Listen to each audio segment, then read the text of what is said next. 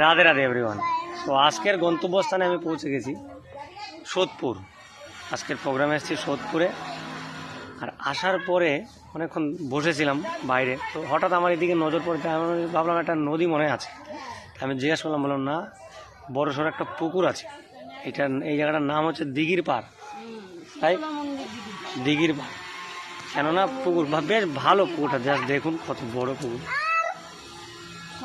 মানে ওই পাড়টা অনেকটা দূরে না, তাই ভাবলাম অন্য কোনো নদী হবে, এসে দেখি না এটা পুকুর। আর সন্ধ্যা হয়ে আসছে, আমাদের একটু পরেই প্রোগ্রাম শুরু হবে।